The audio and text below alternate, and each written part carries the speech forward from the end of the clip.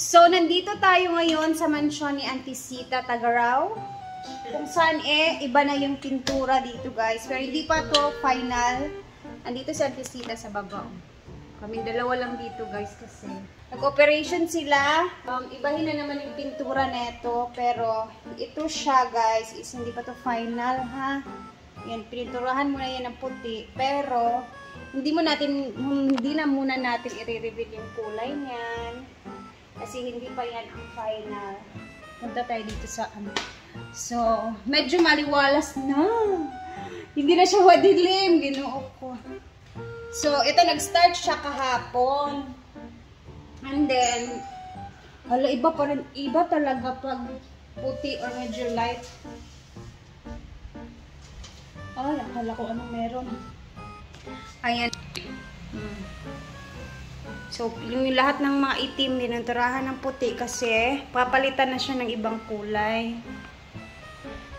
Tabi po. Tora, nagtabi. Tabi po. Auntie Sita. Yung kwarto ni Brenda is, ayan, napakagulo.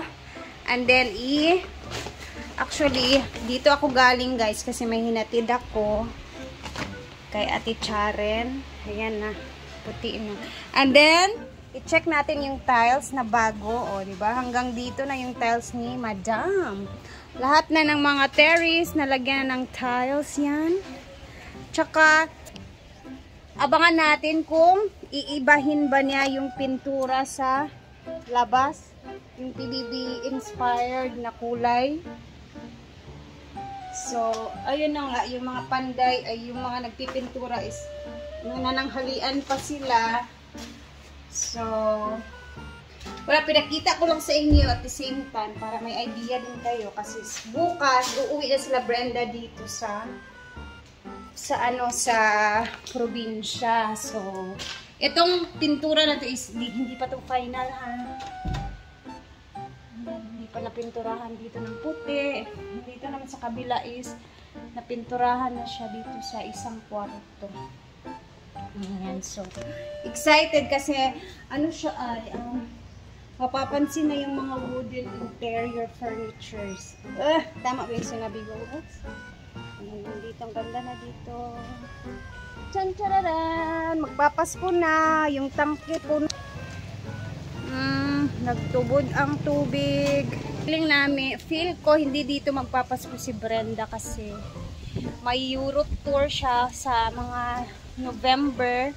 Simula sa November mga 15 something papunta pa December na yan. So hindi namin alam kung baka hindi siya dito makapag-spend ng Pasko. So kami lang dito. Syempre bibisita din kami dito kina Auntie Sita. Ang lapit lang din naman. And ayan, napakaganda na dito. And after dito is tayo pupunta na ng farm kasi tingnan natin kung ano yung mga ginagawa ng mga beshi doon sa kabila. So, ay, ang ganda. Maliwalas na talaga siya, guys. So, parang hindi na siya nakakatakot. Wala na takot sa... Hindi na siya... mahangin, manggod sa labas. Hindi na siya parang nakakatakot kasi yung itim kasi yung before. Sa Auntie Sita ra din hili. Siya lang may isa nakbo. Grabe ka. Sabi? Hindi na kayo maklaro kayo namin. Mo siya na pagka-light lang. Ragid siya, shade o siya. Diba? Tada.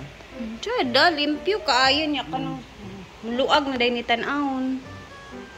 No? Ano yung trabaho to sa Taguana? Ay, si Kuya Ana dahil nagkuan? Oo, trabaho building. Ay, sana naagi day ka. Nahuna siya sa kuan. Hala, uy, gino. So, natanggal na pala dito kasi dito. Wala lang taga sa ubos. Wala lang taas. Niyang may final tulong na. Auntie, mapansin na dyan dining brown yung mga cabinet, mga kani. Ba? Ano siya ba? Ma-emphasize na siya ayo. Niya ka ng limpyo na din kay siya tanahon ba? Niya ka ni imuhang hagdanan nga ana. Oh. Nice na kay natanahon. Unig ma-change na gid ang color ana tanan. Mo kinang na siya ba? Oh, bye! O, mato ko na to. Iwan ko na si Auntie Sita, guys. Dahil pupunta na tayo sa kabilang area. O, pasko na talaga dito kina Auntie Sita. Nag-decorate na sila. And uulan na naman ang langit. O, tingnan sa langit. Bye-bye! Ito na ako. Punta na ako dun, guys. Picture lang ako, tapos isi-send ko kay Madam para pang-update sa kanya sa kabilang bahay. Tayo pupunta na sa Laguan. Malakas yung hangin dito. The hangin is so malakas.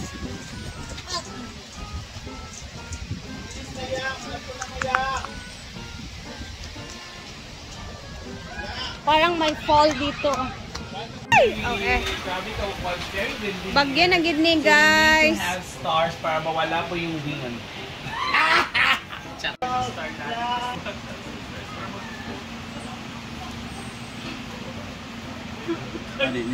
Yes, Ate Gigi lang sa Hiya! Para asa na iya? Iya, ma'am. Ako, ano sa niya? From Ma'am Chona. Di na ka pa, Perma? Thank you.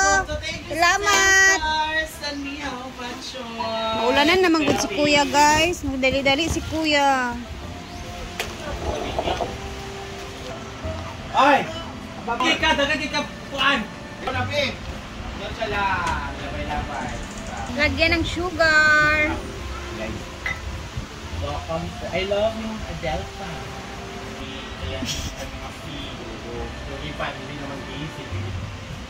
Ako na talaga yung iba. Kami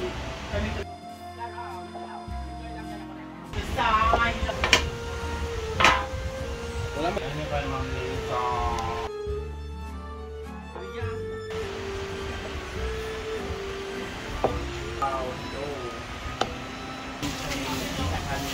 Wala din na siya, diba? Sa ano pa lang, Kalamay puto. Yan. And then, importante malinis yung ating mga kamay na. Wala na dito sa cookie. Sa birthday and or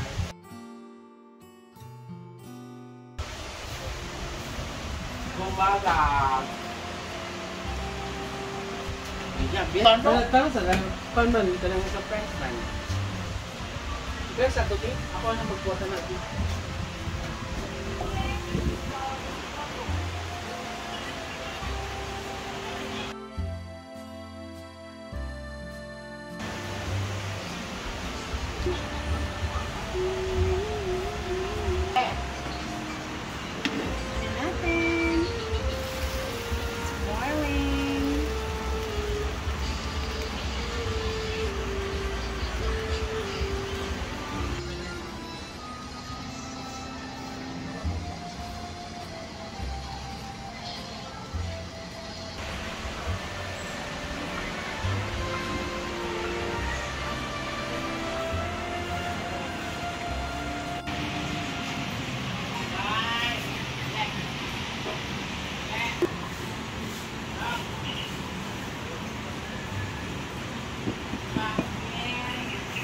So, ito na yung luto na natin. Ayan. And then, meron tayong ditong shredded coconut, which is ita-toppings natin yan. Ayan.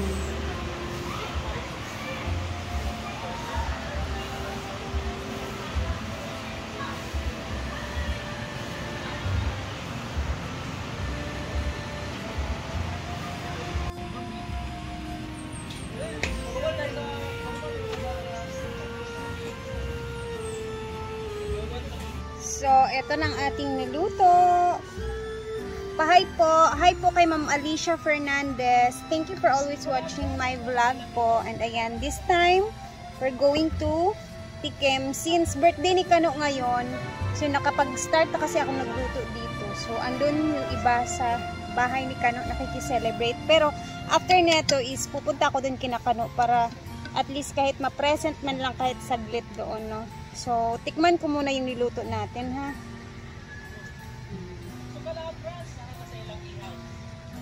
Taran!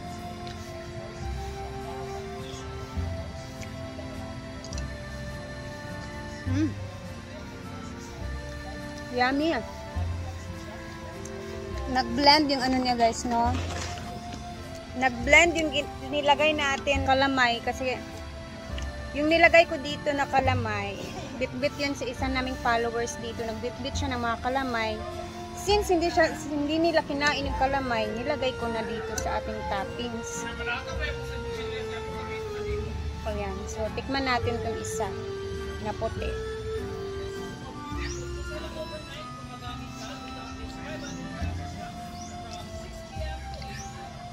Ang sarap niya. Parang siyang yung mochi na nasa ano ba sa Japan. Yung lasa niya. Ito lang is medyo basa-basa siya kasi nga kakahango lang natin galing sa ating pagpakulo niya.